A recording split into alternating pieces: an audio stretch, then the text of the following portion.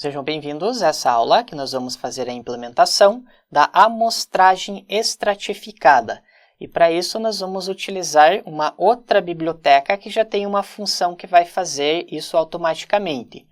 From sklearn. O sklearn é uma das bibliotecas de aprendizagem de máquina, machine learning, mais utilizadas no Python. Ela já tem vários recursos estatísticos também, que são usados na área de aprendizagem de máquina.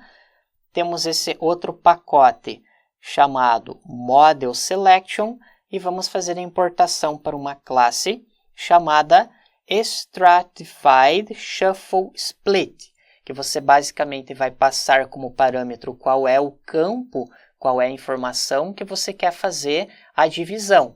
Conforme nós vimos na aula teórica, nós fizemos essa divisão baseado em homens e mulheres. E aqui nós chegamos a 5 e 4, que é a quantidade de amostras que você deve extrair de cada grupo. E essa função já vai, inclusive, fazer a extração, conforme nós vimos aqui embaixo, que depois você usa outra técnica para selecionar as 5 mulheres e os 5 homens. Vamos executar para fazer essa importação. Vamos acessar o dataset e nós temos um atributo chamado income. Vamos utilizar o value counts para contarmos quantos elementos existem em cada uma dessas classes. Executamos e veja que nós temos 24.720 pessoas que ganham menos do que $50 mil por ano e 7.841 pessoas que ganham mais do que $50 mil por ano. Com isso, nós podemos calcular a representatividade desses dados na base. Por exemplo, se nós dividirmos 7.841 pela quantidade de registros na base, pelo len dataset, nós temos esse valor de 0,24. Isso indica que nessa base de dados, 24% das pessoas ganham mais do que $50 mil. Assim como nós podemos fazer o cálculo para outra classe, 24.720, que é a quantidade total de pessoas que ganham menos do que $50 mil, divididos por len dataset, que nós teremos o complemento, indica que 75% das pessoas nessa base de dados ganham menos do que $50 mil por ano. Se você fizer o somatório desses dois valores, nós teremos o valor total de 100%, ou nesse caso, a soma será igual a 1. Executamos, veja que temos o valor exato igual a 1. Agora nós vamos precisar extrair uma amostra estratificada, pois se você usar a amostra randômica para extrair, por exemplo, 100 pessoas, a probabilidade é muito grande de você selecionar somente as pessoas que ganham menos do que $50 mil, mas você precisa selecionar de acordo com a proporção que essas pessoas representam na base de dados. Vamos criar uma variável chamada split, que significa divisão. Chamamos essa classe que nós acabamos de fazer a importação, o Stratified Shuffle Split, e nós vamos passar um parâmetro que é chamado de test size. Vamos colocar esse valor de 0,1, que indica 10% da base de dados. Nós usamos esse nome test size, pois essa função é muito utilizada para você fazer divisão de bases de dados. Por exemplo, quando você vai treinar um modelo de aprendizagem de máquina, você precisa dividir a base de dados. Uma porção da base de dados para fazer o treinamento e outra porção para fazer o teste. Logo na sequência, nós teremos algumas aulas sobre essa parte. Caso você não conheça essa área de aprendizagem de máquina, nós veremos mais alguns detalhes. Mas você pode considerar que aqui você vai indicar o tamanho da amostra. Nesse caso, 10% da base de dados nesse primeiro exemplo. Agora nós vamos fazer um for. For x, y, in split.split, temos essa função que nós vamos passar a base de dados que nós queremos fazer a divisão, e o segundo parâmetro você vai passar qual é o campo que você vai fazer a divisão. Nesse caso, dataset income. Vamos criar uma variável dfx, que vai receber o dataset iloc, passamos o x, que é essa variável que nós estamos criando aqui no for, e vamos criar uma outra variável dfy. Dataset iloc, passamos o y. Vamos executar essa linha, ele vai gerar 2 novos data frames.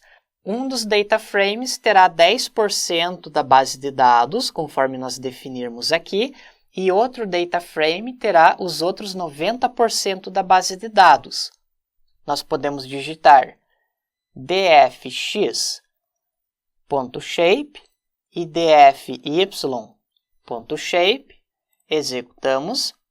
Veja que dentro dessa variável x, nós temos 29.304 registros, temos as 16 colunas, antes eram 15 colunas, mas lembrando que nós adicionamos uma coluna adicional que representa o grupo, e aqui nós temos a nossa amostra, que equivale a 10% da base de dados, 3.257 e também 16 colunas. Isso indica que os dados da amostra estão nessa variável. Se você, por exemplo, digitar dfy.head, aqui você pode observar os registros que foram selecionados.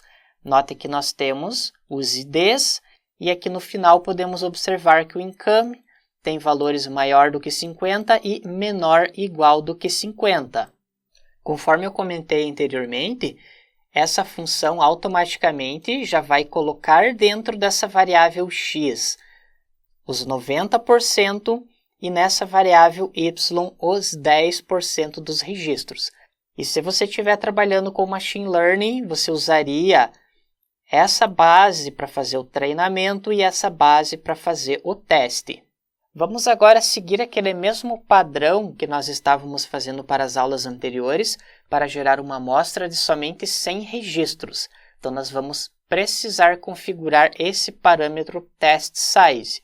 Vamos dividir 100, que é o tamanho da nossa amostra, por len dataset, que é o tamanho da nossa base de dados. Veja que foi gerado esse número bem pequeno, 0,003. Então, nós podemos selecionar e copiar esse valor, que é o tamanho da nossa base de dados de teste. Vamos executar. Vamos visualizar o shape. Note que no X temos 32.461 e no Y temos somente os 100 registros que equivalem à nossa amostra, os registros que nós queremos fazer algum tipo de análise. Podemos observar o head com os primeiros registros, e veja que aqui nós temos menor e maior do que 50.000. E para nós checarmos se de fato ele fez a amostra estratificada pelos valores, nós podemos digitar o seguinte comando, dfy.income.valueCounts, executamos. Note que ele trouxe 76 registros menor do que 50 e 24 maior do que 50. Se nós observarmos aqui em cima, nós temos esse retorno, que maior do que 50 equivale a 24% ou 25% e 75% ou 76% são os registros menor ou igual a 50. E você pode notar que ele fez corretamente, ele dividiu proporcionalmente de acordo com esse atributo income. Usando a amostra estratificada, você vai garantir que você sempre vai ter a quantidade proporcional dos elementos da base de dados. Obrigado e até a próxima aula!